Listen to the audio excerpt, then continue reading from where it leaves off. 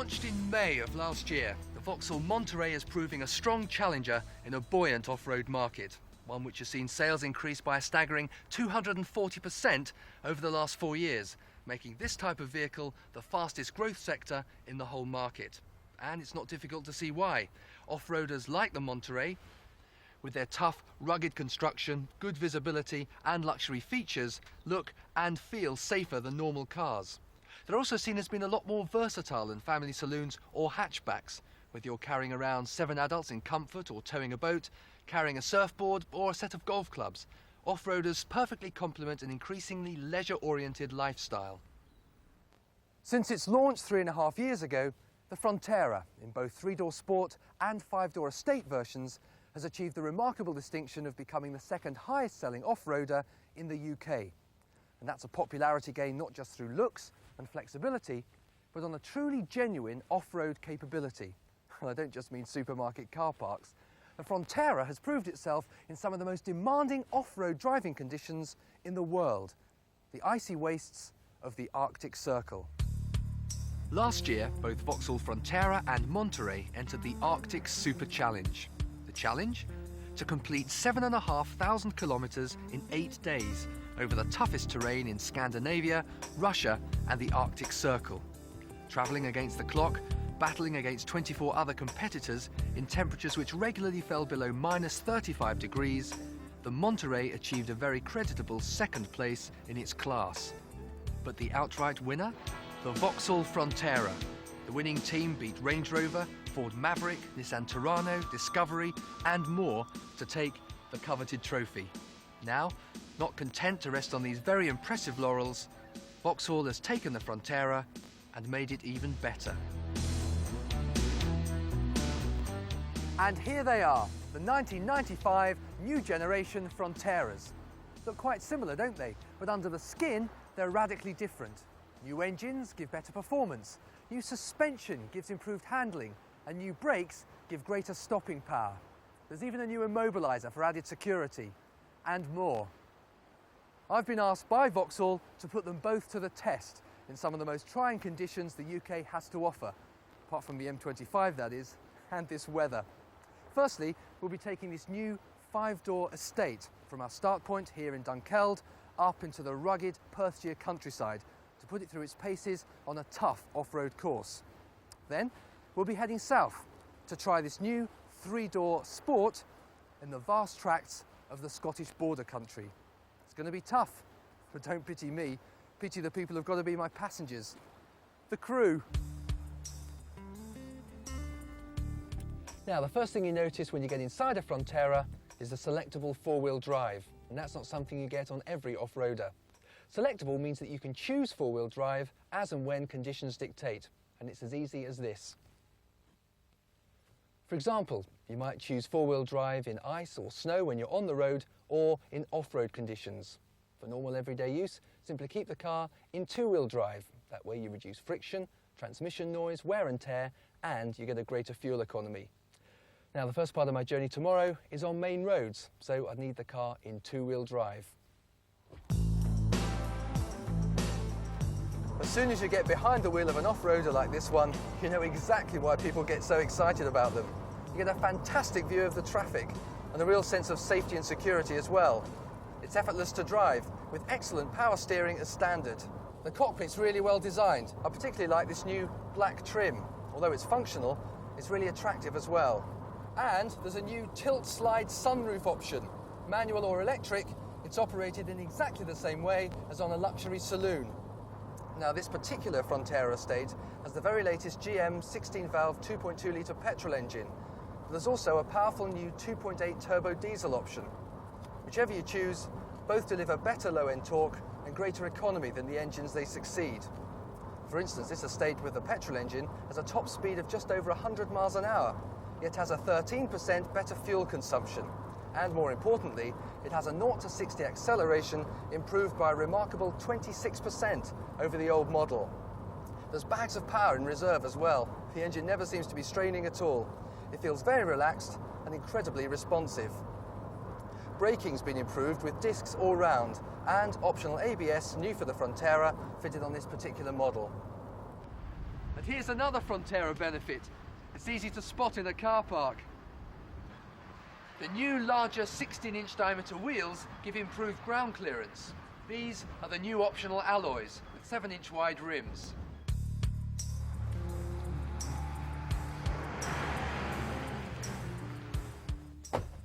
And here's another thoughtful improvement.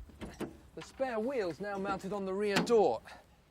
And I know that in the morning, my Frontera is going to be exactly where I left it, thanks to Vauxhall's unique new engine immobiliser system, which comes as standard. It's an advance which more and more insurance companies are insisting on, and could help to minimise your insurance premium.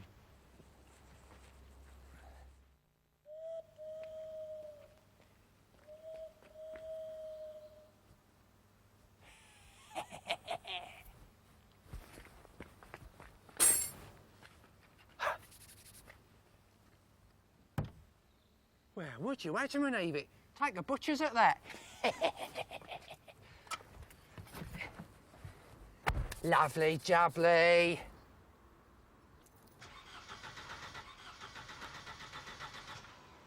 And what do you think you're doing?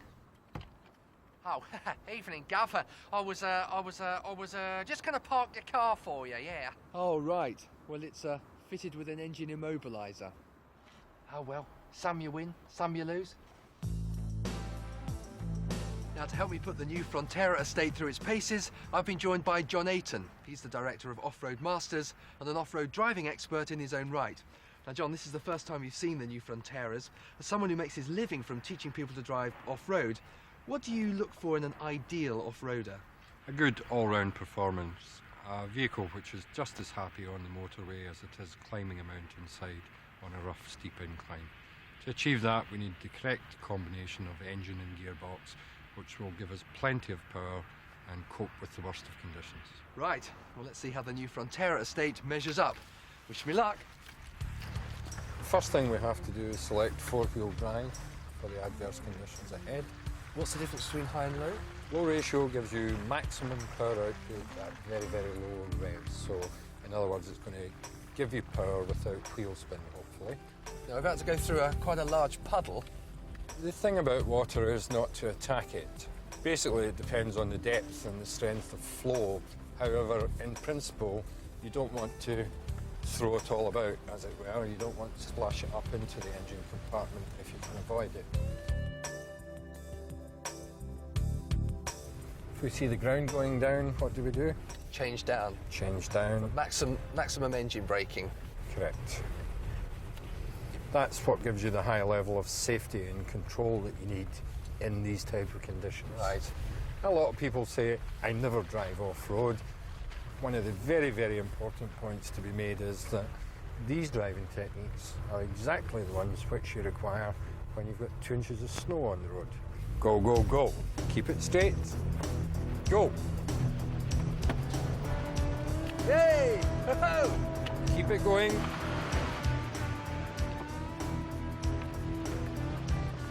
That's pretty painless so far. Yes. Well, the good news is the technique doesn't change even if the gradient does. So, John, this new Frontera, how do the improvements seem to you so far? The suspension on the back end is a major improvement. The rear suspension is now coil. Basically means that it will assist in keeping the wheels in contact with the ground as much of the time as is possible. And what about pulling power? Pulling power, the 2.8 is obviously an increase in cubic capacity over the current 2.3 diesel, and this is just bonus points all round in terms of power. More power at even lower revs, which means that adverse conditions like this are not a problem. So far the new Frontera is doing pretty well then, is it? Absolutely, yes. The existing petrol vehicle, it's a 2.4. Whereas on the new vehicle it's a 2.2. Most people would think that they're losing the power to weight ratio. With the new type of engine that's being offered, you're getting less cubic capacity but actually achieving more physical power output. So when we're going down the hill we need to keep the vehicle straight? Yes, and most especially the steering. Once the angle of the vehicle is straight, make sure the steering is centred. What would happen if we weren't straight and we're going down the hill? What's the danger? The danger is that the vehicle will slide 45 degrees onto the slope, and the bottom wheels, the wheels lowest down the slope, will gain traction, and there's a danger of rollover at that point.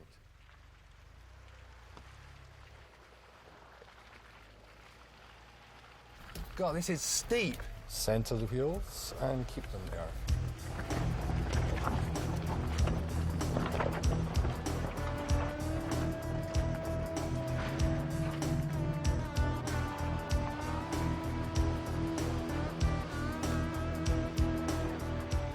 Well, John, you know the current Fronteras really well. Now we've had a chance to drive the new estate. What are your impressions? Excellent. It's got much better torque, superb brakes and improved suspension. In general, a good all-round off-road package. There's positive handling and the driver feels much more safe and secure. Thanks very much, John. I've asked John to stick with us for the second stage of our journey, south to the Scottish borders. And, like the stagecoaches of old, we're going to change horses to the new Frontera 3-door Sport. Now, whilst it's not quite as big as the estate, there's still plenty of room inside. This particular model's got the new 2.8 turbo diesel engine, but it's also available with a petrol engine, the improved 2-litre injection. 2-litre injection? Wow. Must have been a whopper of a needle. Yeah, wouldn't fancy that up the old... I'm talking about the engine size. It's got 2 litres. Litres? Sounds a bit foreign to me, yeah. What's that in gallons? About half a gallon. Half a gallon? Wouldn't get very far on that. I'd fill up at the next service station if I were you. Yeah. I say, no chance of a bit of a spin behind the old wheel, is there? Treat her exactly like I would my own. Except mine's off the road at the moment. Had a bit of a prang last week, yeah.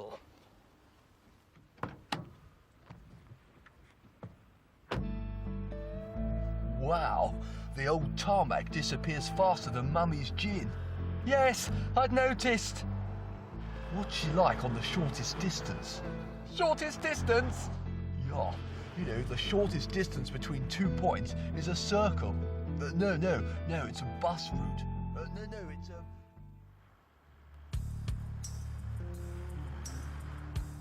Now, as I was saying, while the temperature outside is around freezing, inside the heater's working really well to keep the windows clear and free of condensation. Incidentally, not that we need it at the moment, but there's also the option of air conditioning on both the Frontera Sport and the Estate. Road holding on these narrow, twisting roads is particularly good thanks to the new coil suspension system, a system which this Sport also shares with the Frontera Estate.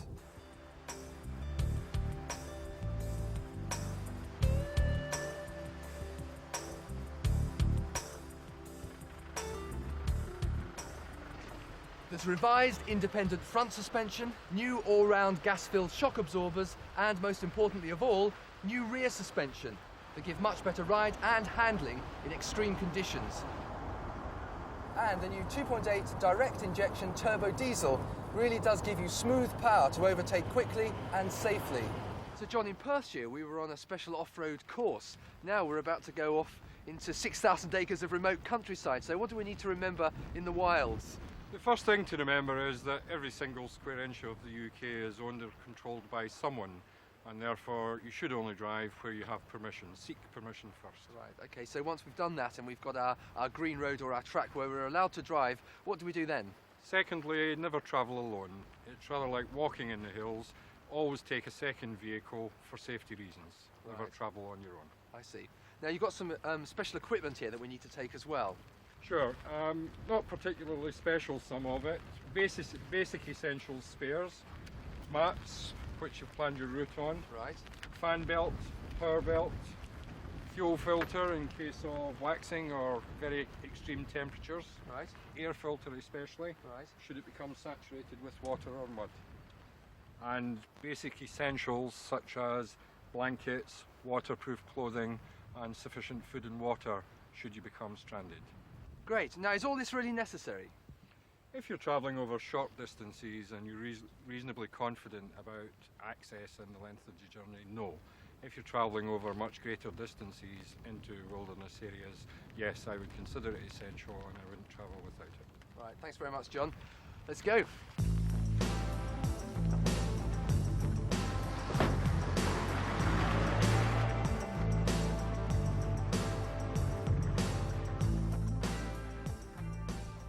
dear, he doesn't look very friendly.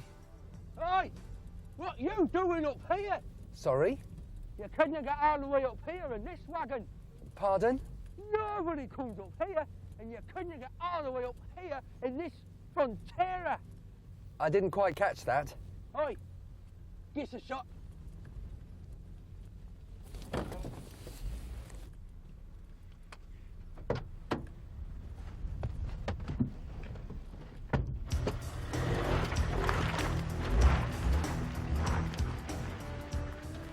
Oh, it's great, man. Hey, she can pull an off. Hey, this will do me nicely now the horse is dead. I got thousands of acres of mud and hills, me. Streams and ditches and all, and lost sheep. Trees to pull down, trees to plant, dikes to build, sheep to feed, fences to mend, dry cleaning to collect. What did your horse die of? Suicide. Bet she can show a clean pair of hills on the open road and all, you know. Aye, and it'll be great for driving to me meditation classes in Hexham.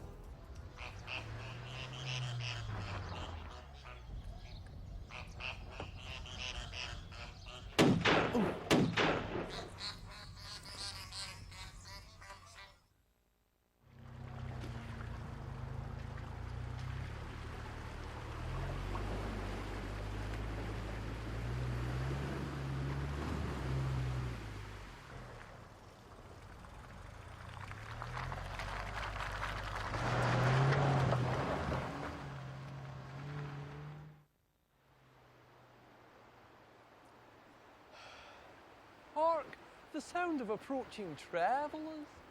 Hello, Vicar. Is it safe to cross? Aye, on you come. Hey, come on. O ye of little faith.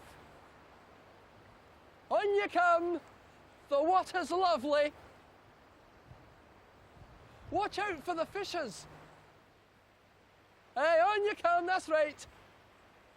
Over you cross. Hey, that's it. Hey, you're all right. You're doing fine.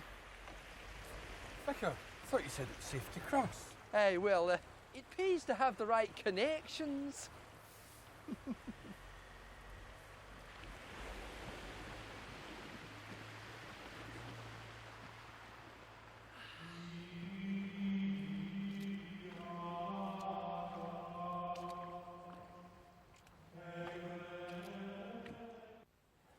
Well, I really enjoyed that.